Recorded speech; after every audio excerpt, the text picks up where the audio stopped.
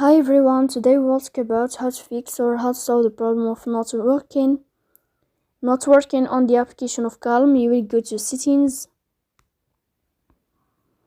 In this page we go to apps, default apps, app settings.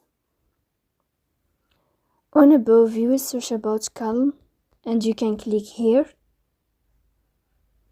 Then this page of app info, you will click on first stop and you can click OK. Here you will enter to the window of storage. Then we click on clear cache. But pay attention, don't click clear data because that can delete your account.